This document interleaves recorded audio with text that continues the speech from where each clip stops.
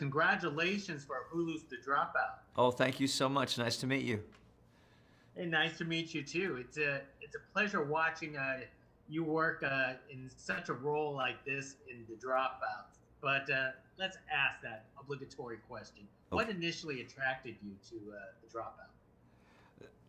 Really, I've spent almost 40 years now just taking whatever is offered to me. It wasn't like I was like, I need to play a physician who makes a foolish mistake right before retirement age.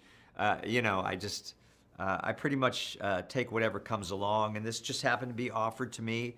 I was finishing up another job, and this came along, and it shot in Los Angeles, where I live, so that was a plus.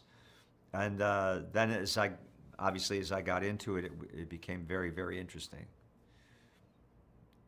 It's funny because sometimes some of us thought we know the whole story, and you know, we know about Theranos or Elizabeth Holmes, but we don't really know about like Dr. J Rosen as in the series itself.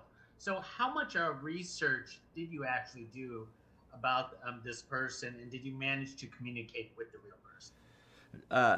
No, I didn't call him. I didn't think that that was going to do him any good, actually, because apparently, I mean, he's a smart fellow. He is a physician, and he's worked as the medical director for Walgreens for many years, and he's founded other companies. And I didn't feel it would be a good idea to call him up and say, let's talk about that. Do you want to talk about those times when you made some really bad choices?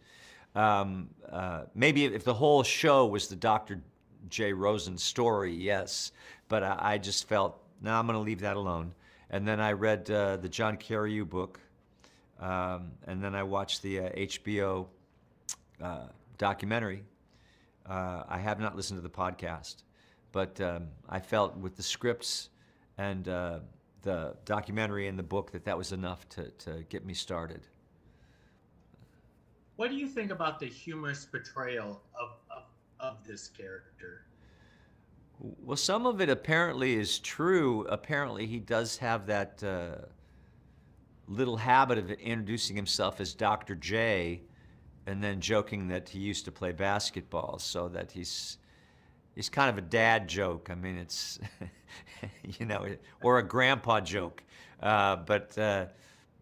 So that is true. So that it makes you think, oh, he's maybe a sweet guy, maybe a little nerdy, you know, maybe a little bit. But I don't know him. No, watch, I'm going to get sued. Slander, libel. But anyway, that's all. I did not reach out to him, no. Now, knowing that you're playing a non-fictional character, and the person's very much alive today, does that kind of make you nervous? If, again, as I say, if the whole story, if Dr. J's story was bigger and more dramatic and you know, was the focal point of the show, I would feel pressure to talk to him, talk to that person if they were still alive, talk to everybody that knew him, to everybody I could. But in this situation, I mean, for one thing, I looked at him, we don't look anything alike. So this was not a consideration for the producers at all. And so I just, you just take the situation. It's a 60-something-year-old guy who's kind of looking to make one last big score, is smitten with this brilliant young woman, and talks his business partners into dumping millions of dollars into her company. And the writing was really excellent. So, you know, you just really had to show up on set and place yourself in that situation and, you know, stand across from Amanda Seyfried and let it go. And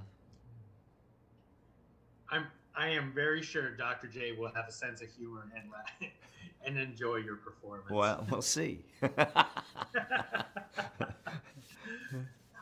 I want to point out one of the greatest thing about your characters is that reference to the Katy Perry song "Firework."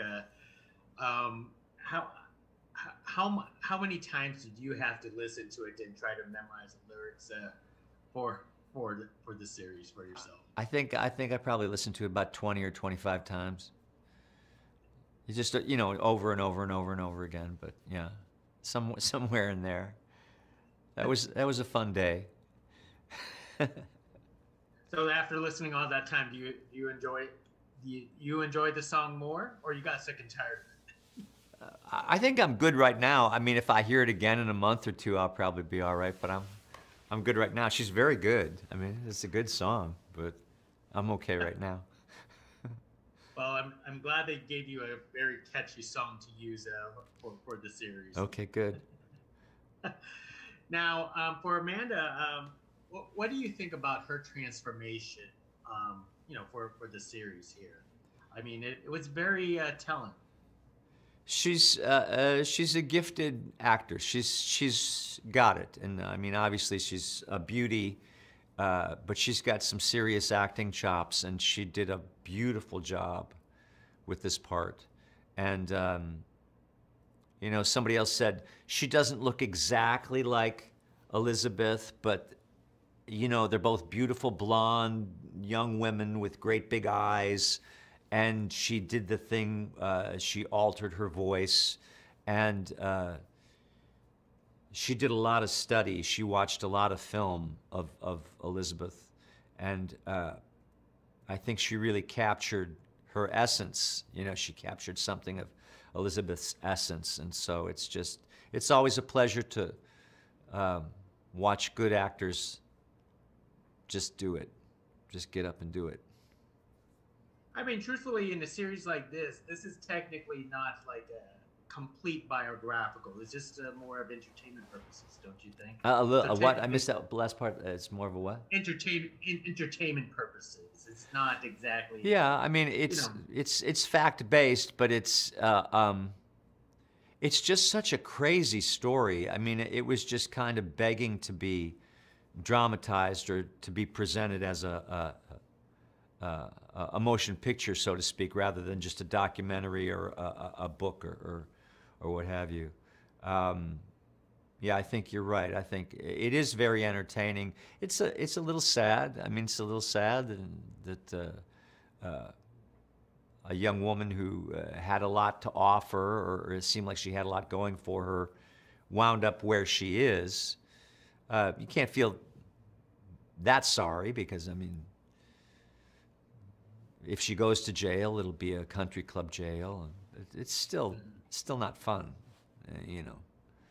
But hopefully it's a cautionary tale, and actually people will enjoy it and be impressed with Amanda and maybe have a laugh or two out of it. Most excellent. Well, Alan, it's a pleasure speaking with you about your role and being part of the Dropout. Thank you for carrying this conversation with us. My pleasure.